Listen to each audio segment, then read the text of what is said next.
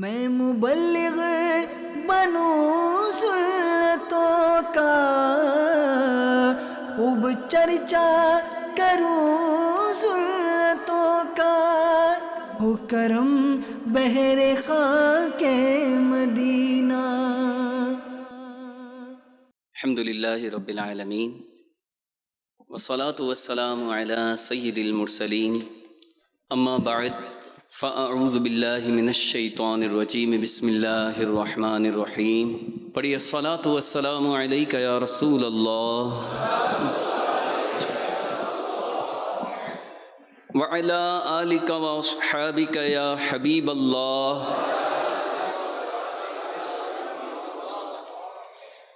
الصلاة والسلام علیک یا نبی اللہ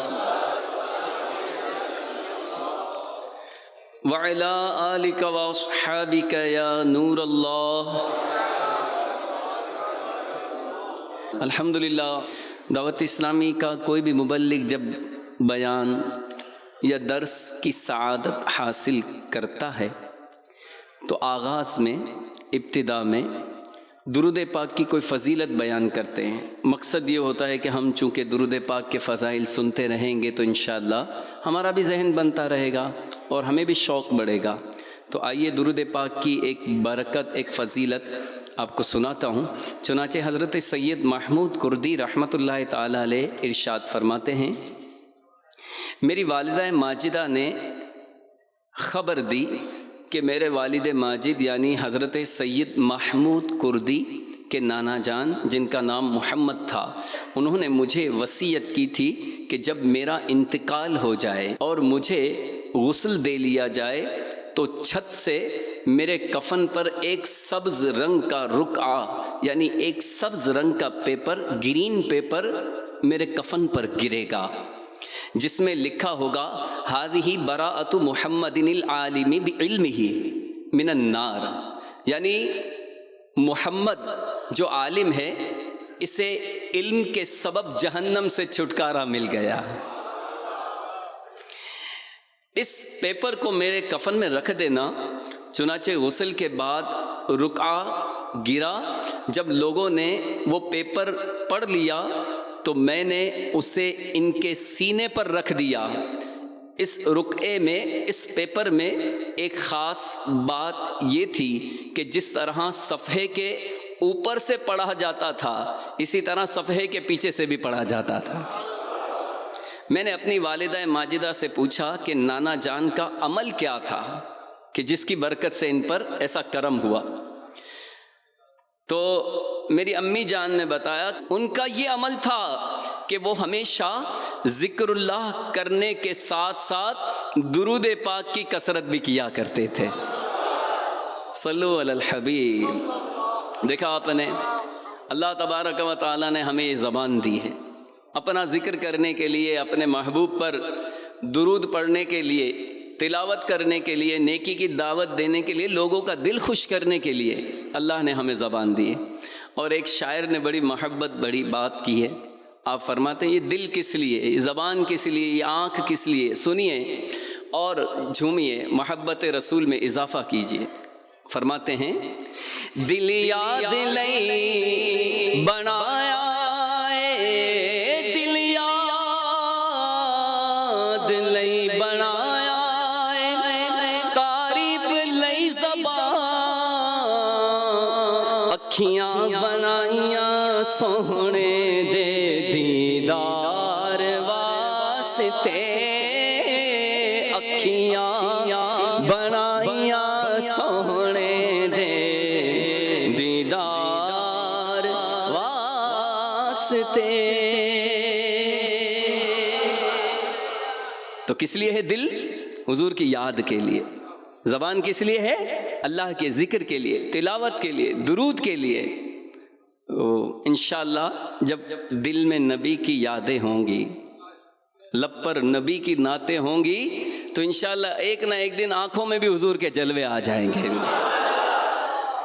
تو درود شریف بڑا پیارا عمل ہے، آپ بھی نیت کیجئے۔ ہم اجتماعات میں شرکت کرتے ہیں، ہم بیانات سنتے ہیں، درس میں شرکت کرتے ہیں، ہمیں ذہن ملتا ہے کہ ہم اچھی اچھی نیتیں کرتے رہیں کہ حدیث شریف ہے کہ نیت المؤمن خیر من عملہ، مسلمان کی نیت اس کے عمل سے بہتر ہے۔ تو ہم نیت کریں کہ انشاءاللہ اپنی عادت بنائیں گے کہ ہم روزانہ کم از کم، جو امیر علیہ سنت نے ہمیں مدنی انعامات عطا فرمائے، اس میں ایک مدنی انعام ہے کہ کیا آپ روزانہ 313 مرتبہ درود پاک پڑھتے ہیں؟ تو ہم نیت کریں کہ انشاءاللہ کچھ زیادہ وقت نہیں لگتا، کوئی بھی نماز کے بعد ایک وقت مخصوص کر لیں، صبح ہو، شام، رات، اپنے کام کاج پر آتے ہوئے جاتے ہوئے کوئی بھی ایک وقت مخصوص کر لے، 313 مرتبہ درود پاک پڑھیں گے، اور اس میں صلی اللہ علیہ وسلم یہ بھی درود، صلی اللہ علی محمد یہ بھی درود ہے، انتہائی مختصر اور آسان۔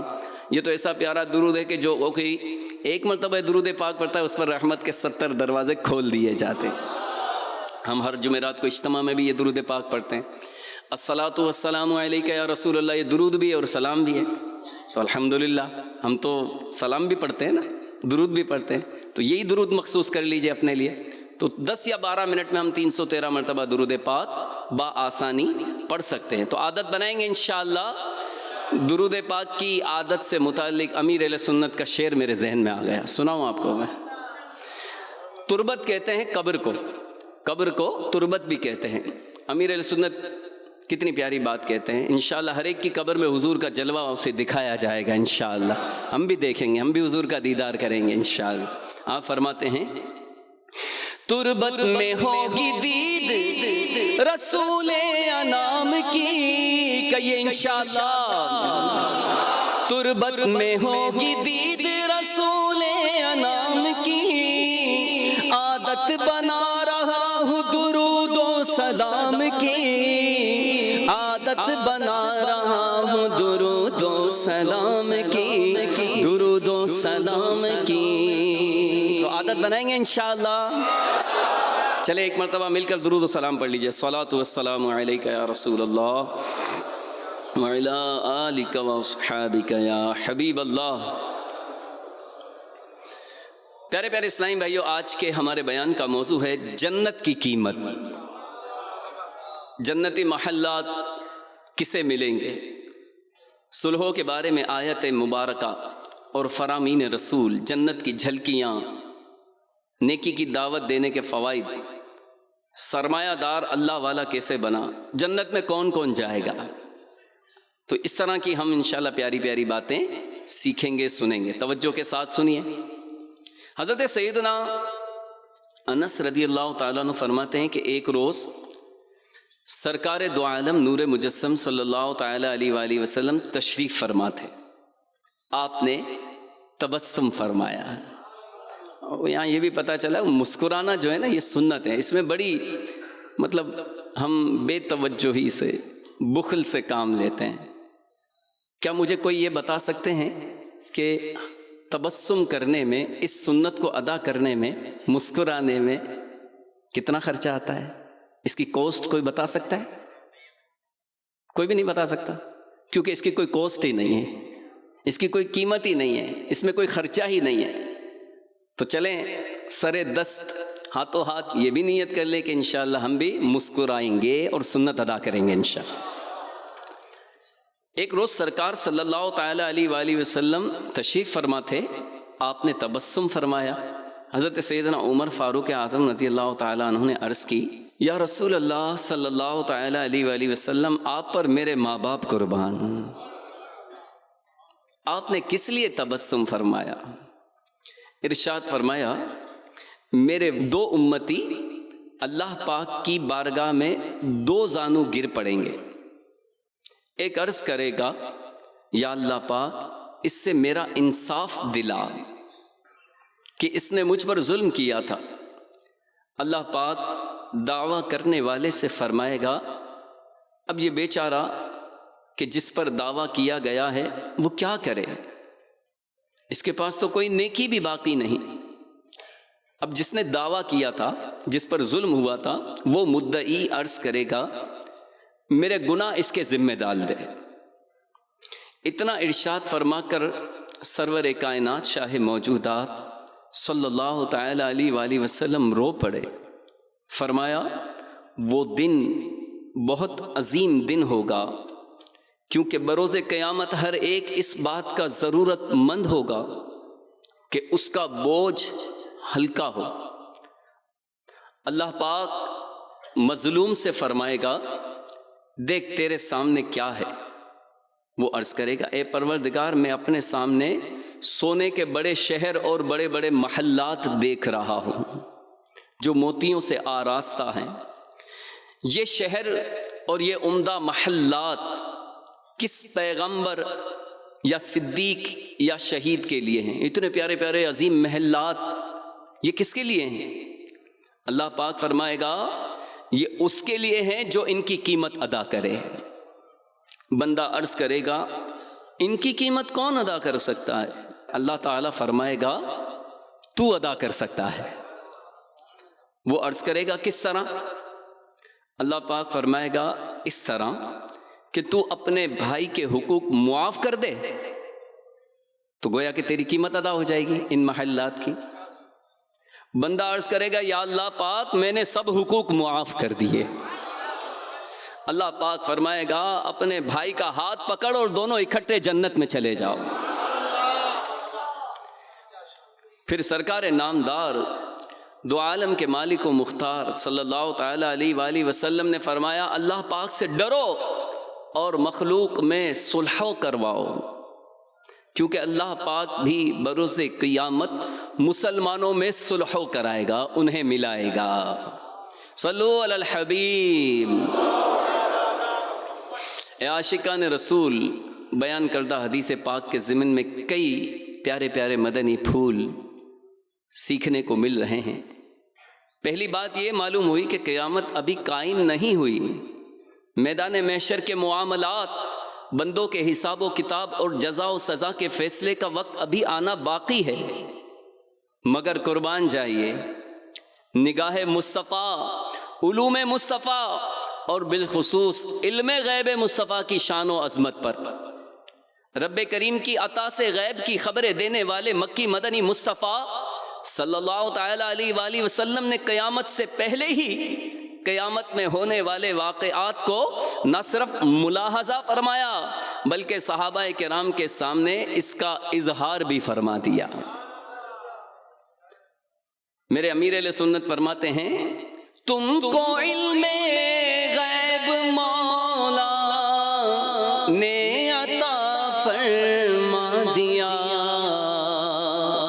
آقا تم کو علم غیب مولا نے عطا فرما دیا، کر دیا ہر جا پہ حاضر اور ناظر یا نبی، کر دیا ہر جا پہ حاضر اور ناظر یا نبی صلی اللہ تعالیٰ علیہ وسلم۔ اور اعلیٰ حضرت کیا فرماتے ہیں؟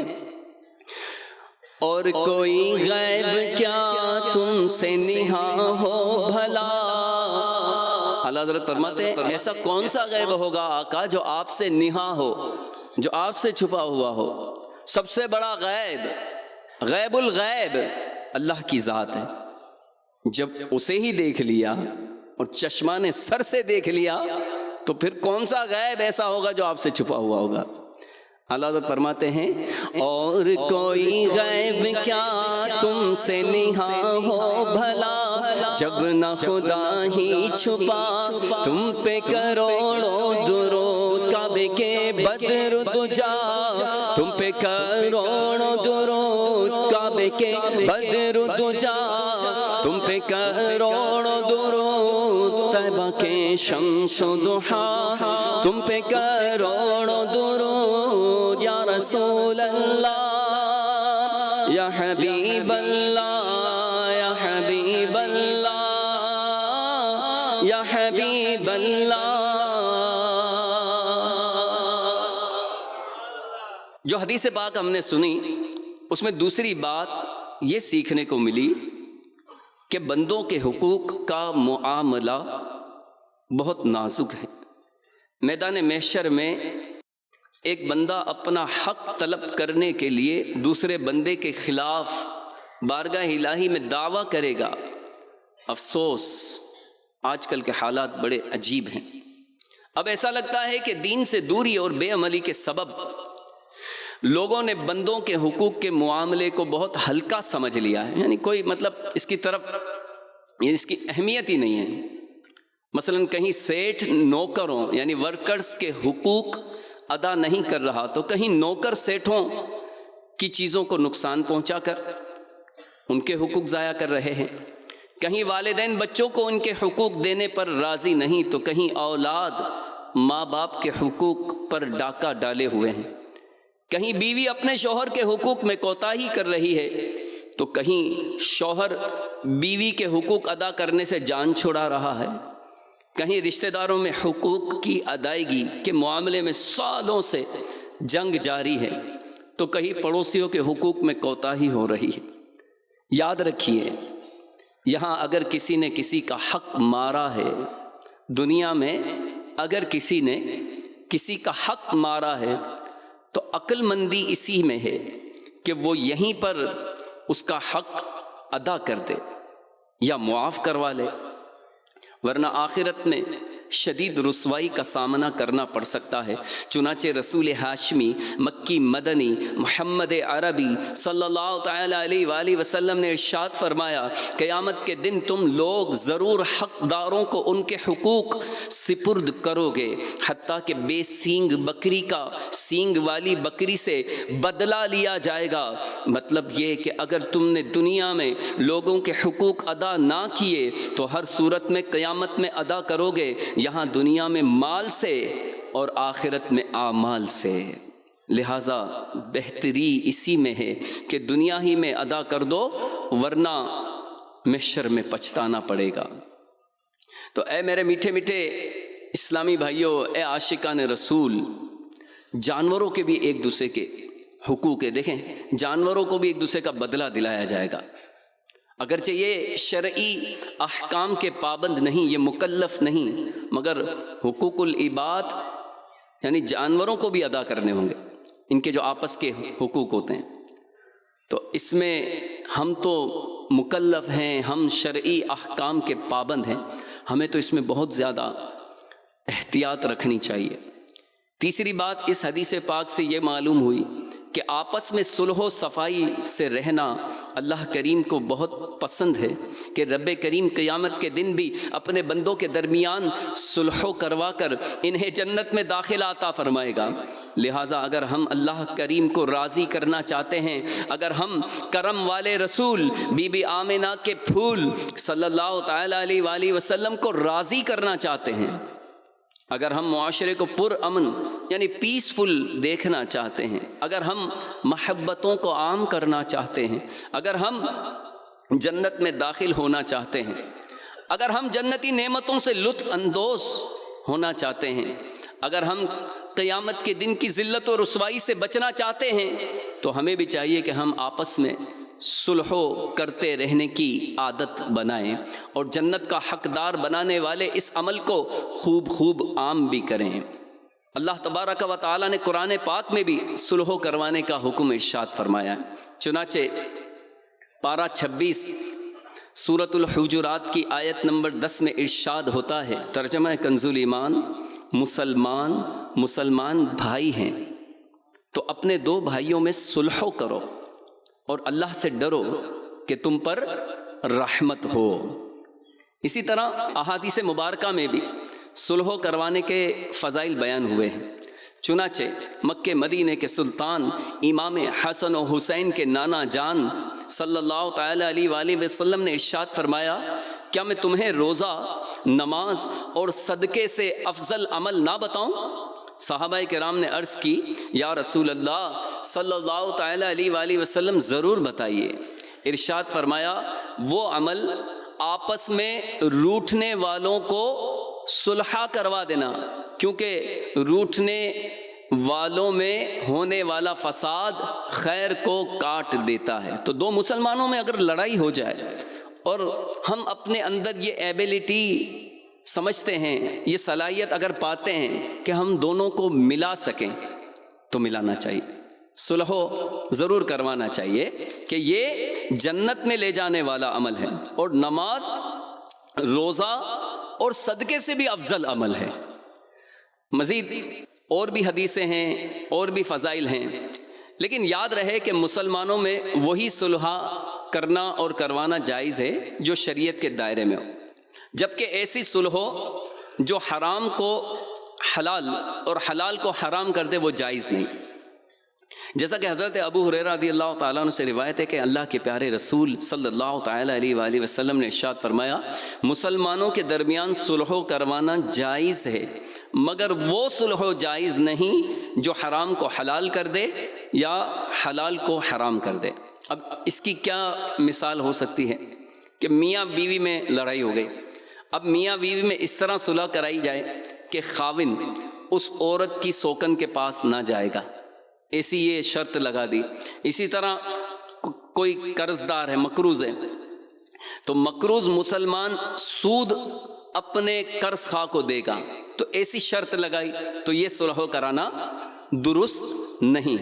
اب اس طرح کسی سے اس بات پر صلح کرنا کہ وہ اپنے سگے بھائی بہن سے تعلقات ختم کر لے گا، مثال کے طور پہ بیوی ناراض ہو کے چلی گئی، اب وہ آئے گی تو وہ کہے گی کہ اچھا ٹھیک ہے، تم اپنی بہن کے گھر پہ مت جانا، تم اپنی ماں سے مت ملنا، اپنے بھائی کو ہمارے گھر پہ مت آنے دینا، اس طرح کی شرط لگا کر صلح کرنا یہ درست نہیں۔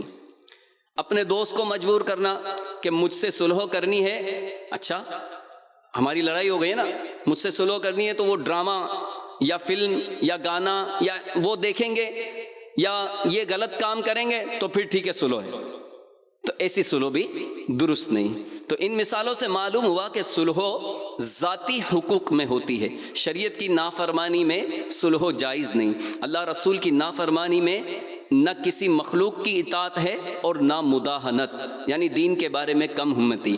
مسلم شریف کی حدیث ہے، لا طاعت فی معصیت اللہ انما الطاعت فی المعروف، یعنی اللہ کی نافرمانی میں کسی کی اطاعت جائز نہیں، مطلب کسی کی اطاعت کرنے گئے اور اس میں اللہ کی نافرمانی ہو رہی ہے تو ایسی اطاعت جائز نہیں، اطاعت تو صرف نیکی کے کاموں میں ہے۔ انشاءاللہ ان باتوں کا صلحوں میں خیال رکھیں گے تو صلحوں کی برکتیں نصیب ہوں گی، اور صلحوں کی تو بڑی برکتیں، بڑے فوائد ہیں دنیا میں بھی اور آخرت میں بھی۔ اللہ پاک ہمیں شریعت کے تقاضوں کے مطابق صلح کرنے کی توفیق عطا فرمائے۔ یاد رکھیے صلح کرنا ایک اچھا کام ہے، صلحوں سے اللہ پاک اور اس کے رسول کی رضا ملتی ہے، صلحوں سے قبر کے مراحل آسان ہو جاتے ہیں، صلحوں سے آخرت کی منازل آسان ہو جاتی ہیں، صلحوں سے بندہ جنت کے قریب ہو جاتا ہے، صلحوں سے بندہ جہنم سے دور ہو جاتا ہے، صلحوں سے لوگوں کی نظروں میں عزت و وقار میں اضافہ ہوتا ہے، صلحوں سے بندے کی نیک نامی ہوتی ہے، صلحوں سے محبتیں پروان چڑھتی ہیں، صلحوں سے نفرتوں کا خاتمہ ہوتا ہے، صلحوں سے شیطان ذلیل و رسوا ہوتا ہے، صلحوں سے روٹھے ہوئے خاندانوں کی ناراضیاں دور ہوتی ہیں، صلحوں سے رشتہ داروں کے ساتھ اچھا سلوک کرنے کا جذبہ ملتا ہے، صلحوں سے سکون اور قرار نصیب ہوتا ہے، صلحوں سے بے چینی اور بے سکونی کا خاتمہ ہوتا ہے، صلحوں سے ٹینشن اور ڈپریشن کا خاتمہ ہوتا ہے۔ اب وہ جو جن میں آپس میں لڑائی ہو جاتی ہے وہ ادھر پریشان ہے، وہ ادھر خار ہے، وہ ادھر ٹینشن میں، پتہ نہیں وہ آپس میں نئے منصوبے بنا رہے تھے۔ بیسیکلی لڑائی کرواتا کون ہے؟ شیطان۔ شیطان لڑائی کرواتا ہے اور مسلمان صلح کرواتا ہے۔ تو ہم شیطان کے نقش قدم پہ نہیں چلیں گے، ہم انشاءاللہ قرآن و حدیث کے مطابق مسلمانوں میں صلح کریں گے، اور ہماری بھی اگر کسی سے ناراضی ہے ہم اس بات کا انتظار نہ کریں کہ کوئی آئے گا اور ہمارے جس سے ہماری ٹھنی ہوئی ہے، جس سے ہماری بات بگڑی ہوئی ہے، جس سے ہماری لڑائی ہے، کوئی آئے گا اور ہماری صلح کرائے گا۔ ہم خود پہل کر لیں، ہم خود صلح کرنے کی کوشش کریں۔ دیکھیں جو صلحوں میں پہل کرتا ہے اس کے بارے میں کیا فرمایا گیا۔ حضرت سیدنا ابو ہریرہ رضی اللہ تعالیٰ عنہ فرماتے ہیں کہ رسول اللہ صلی اللہ تعالیٰ علیہ وآلہ وسلم نے فرمایا، کسی مسلمان کے لیے جائز نہیں کہ وہ اپنے بھائی سے 3 راتوں سے زیادہ قطع تعلق کرے، یعنی تعلقات توڑ دے 3 راتوں سے زیادہ، اور صلحوں میں پہل کرنے والا، صلحوں میں پہل کرنے والا جنت میں پہلے داخل ہوگا۔ حضرت ابو ہریرہ رضی اللہ تعالیٰ عنہ فرماتے ہیں، مجھے پتا چلا کہ حضرت سیدنا امام حسن اور امام حسین رضی اللہ تعالیٰ عنہما کے درمیان کسی معاملے کی وجہ سے بات چیت بند ہے، تو میں نے حضرت سیدنا امام حسین رضی اللہ تعالیٰ عنہ سے کہا، لوگ آپ دونوں کو اپنا مقتدا یعنی پیشوا سمجھتے، آپ ہمارے بڑے ہیں، آپ آپس میں قطع تعلق نہ کیجیے، حضرت امام حسن کے پاس جا کر ان سے بات چیت کیجیے، صلح کر لیجیے، کیونکہ آپ ان سے عمر میں چھوٹے ہیں۔ اس پر حضرت امام حسین رضی اللہ تعالیٰ عنہ نے فرمایا، اگر میں نے رسول اللہ صلی اللہ تعالیٰ علیہ وآلہ وسلم کا یہ فرمان نہ سنا ہوتا کہ صلحوں میں پہل کرنے والا جنت میں بھی پہلے جائے گا تو میں ضرور ان کی خدمت میں حاضر ہوتا، مگر میں یہ پسند نہیں کرتا کہ ان سے پہلے جنت میں جاؤں۔ اب یہ بھی دیکھو عجیب ایک ان کا جذبہ ہے کہ میرے بڑے بھائی جنت میں پہلے جائیں۔ اس کا مطلب یہ نہیں کہ وہ صلح نہیں کرنا چاہتے۔ حضرت سیدنا ابو ہریرہ رضی اللہ تعالیٰ عنہ فرماتے ہیں کہ حضرت سیدنا امام حسین رضی اللہ تعالیٰ عنہ کے یہ مخلصانہ جذبات سن کر میں حضرت سیدنا امام حسن رضی اللہ تعالیٰ عنہ کے پاس گیا اور انہیں سارا واقعہ بتایا، تو حضرت سیدنا امام حسن رضی اللہ تعالیٰ عنہ نے فرمایا، صدق اخی، میرے بھائی نے سچ کہا ہے۔ پھر آپ کھڑے ہوئے اور اپنے بھائی حضرت امام حسین رضی اللہ تعالیٰ عنہ کے پاس آ کر ان سے گفتگو فرمائی اور یوں دونوں بھائیوں کے درمیان صلح ہو گئی۔ صلو علی الحبیب۔ اللہ ان کے صدقے میں، حسنین کریمین کے صدقے میں، حضرت امام حسن اور امام حسین رضی اللہ تعالیٰ عنہ کے صدقے میں ہمیں صلح کروانے کا جذبہ عطا فرمائے۔ انشاءاللہ انہی کے صدقے میں ان کے نانا جان کے پیچھے پیچھے ہم جنت میں جائیں گے انشاءاللہ۔ صلو علی الحبیب۔ تو صلح کرنے کے ہم نے فوائد سنے، اسی طرح صلح نہ کرنے کے نقصانات بھی ہیں، چلیں وہ بھی سن لیتے ہیں۔ یاد رکھیے، اگر صلح نہ کی جائے تو اس سے نہ صرف دنیا میں خاندانوں اور رشتہ داروں کے تعلقات میں خرابیاں ہوتی ہیں، بلکہ ساتھ میں صلح نہ کرنے والا شخص لوگوں کی نظروں سے بھی گر جاتا ہے۔ کیسا آدمی ہے، اس کو سمجھاتے ہیں کہ یار صلح کر لو، میل ملاپ کر لو، ختم کرو، اور یہ ہے کہ اپنی اکڑ میں، تو اس طرح لوگوں کی نظروں سے بھی وہ گر جاتا ہے۔ تو صلحوں سے محروم رہنے والے کو لوگ نفرت سے دیکھتے ہیں، صلحوں سے محروم رہنے والے کی کوئی مدد نہیں کرتا، کسی غمی خوشی کے موقع پر صلحوں سے محروم رہنے والے کا ساتھ دینے والوں میں کمی ہو جاتی۔ اسی طرح صلحوں سے محروم رہنے والا آخرت کے بھی کئی فوائد سے محروم ہو جاتا ہے۔ صلو علی الحبیب۔ تو صلحوں کی برکت سے اور کیا کیا برکتیں نصیب ہوتی ہیں، اپنے ساتھ صلح کیا لاتی ہے؟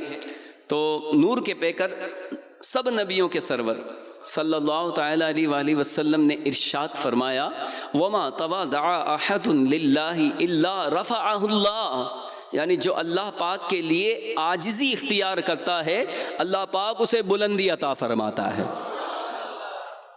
تو صلحوں کی برکت سے تکبر دور ہوتا ہے، صلحوں کی برکت سے نفرتیں محبتوں میں بدل جاتی ہیں۔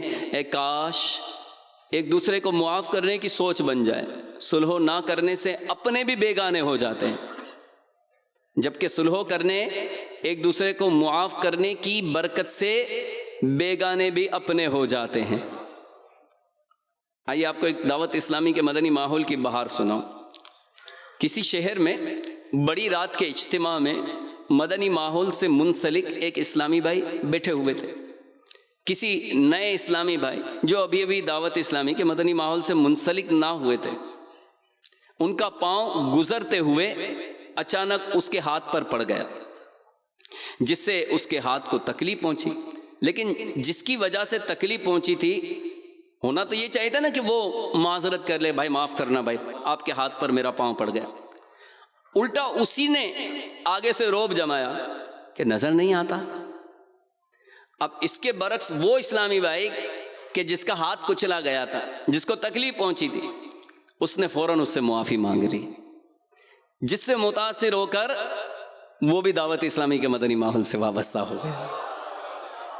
اسی طرح ایک شہر کے ایک اسلامی بھائی چپل کا کاروبار کرتے تھے۔ بھرے بازار میں کسی بڑی عمر کی خاتون نے کسی بات پر ان کو برا بھلا کہا۔ اس عاشق رسول نے اس خاتون کو الٹے سیدھے جواب دینے کے بجائے دعائیں دینا شروع کر دی. اماں اللہ پاک آپ کو حج کرائے، اللہ آپ کو مدینہ دکھائے، مکہ دکھائے، اللہ پاک آپ کی مغفرت فرمائے. ابھی کچھ دیر پہلے جو بڑھیا برا بھلا کہہ رہی تھی، وہی برے بازار میں اس دیوانے کو ہاتھ میں جاپانی پھل، ایک قسم کا یہ پھل ہے، اٹھائے کہہ رہی ہے بیٹا یہ پھل لے لو آپ بھی کھا لینا. اس دیوانے نے کہا اماں یہ کیا، ابھی تو کچھ دیر پہلے آپ مجھے برا بھلا کہہ رہی تھی اور ابھی مجھے پھل دے رہی ہیں. اماں نے جواب دیا بیٹا میں تجھے برا بھلا کہہ رہی تھی اور تو مجھے دعائیں دے رہا تھا. مجھے بہت شرم آئی، اس لیے میں تجھ سے معافی مانگنے آئی ہوں اور تیرے لیے تحفہ بھی لائی ہوں. تو یہ ہمارے پیارے آقا صلی اللہ تعالیٰ علیہ وآلہ وسلم کی ادا بھی ہے. وہ ہے نا، کسی شاعر نے کہا ہے کوئی آ جائے طلب سے بھی سوا دیتے ہیں میرے آقا صلی اللہ تعالیٰ علیہ وسلم. کوئی آ جائے طلب سے بھی سوا دیتے ہیں، آئے بیمار تو ہر دکھ کی دوا دیتے ہیں، آئے بیمار تو ہر دکھ کی دوا، گالیاں دیتا ہے کوئی تو دعا دیتے ہیں، گالیاں دیتا ہے کوئی تو دعا دیتے ہیں، دشمن آ جائے تو چادر بھی بچھا دیتے ہیں. ایسے ہیں سرکار، ایسے ہیں سرکار میرے، ایسے ہیں سرکار. صلو علی الحبیب. تو ہماری زندگی میں بھی کوئی ایسی مثال ہے؟ ہر ایک اپنے بارے میں غور کریں کہ مجھے کسی نے برا بھلا کہا، کبھی کسی نے گالی دی تو میں نے اس کو دعائیں دی، کبھی اس ادائے مصطفیٰ کو ادا کیا، کبھی وہ ہے نا جو تمہیں محروم کرے تم اسے عطا کرو، جو تم سے قطع تعلق کرے تم اس سے جوڑو. یہ تو ہمارے آقا کی تعلیمات ہیں.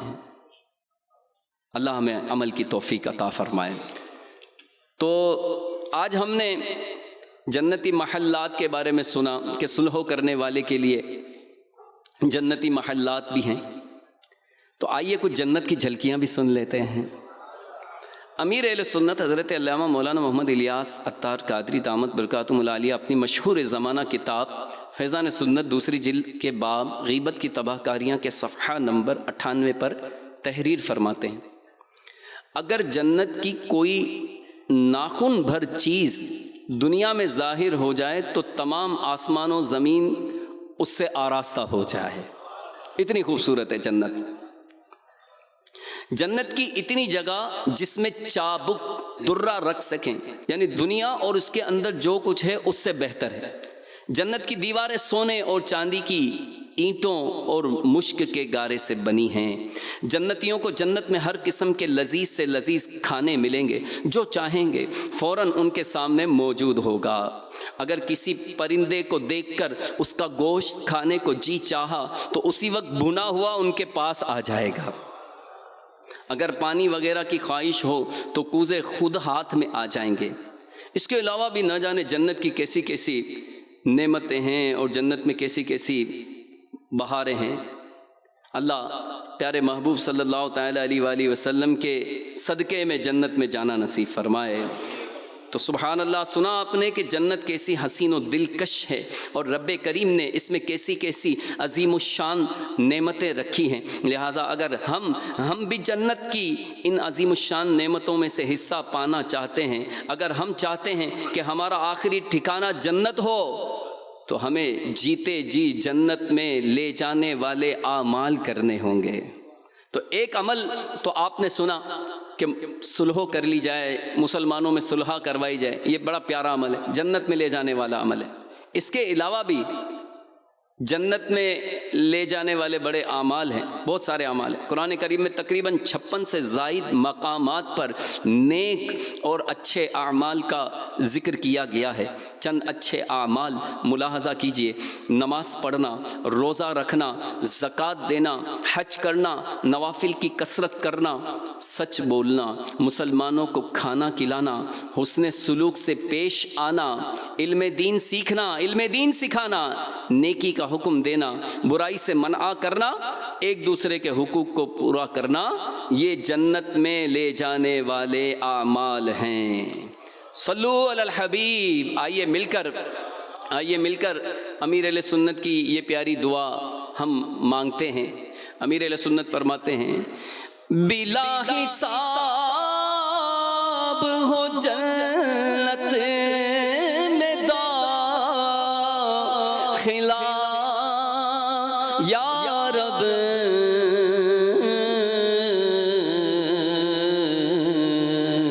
پڑوس خلد میں سرور کا ہو عطا یا رب، پڑوس خلد میں سرور کا ہو عطا یا رب۔ تو انشاءاللہ نماز کی پابندی کرتے رہیں گے، سنتوں پر عمل کرتے رہیں گے تو انشاءاللہ جنت میں جانا بھی نصیب ہوگا۔ حضور کی محبت جنت میں لے کے جائے گی انشاءاللہ۔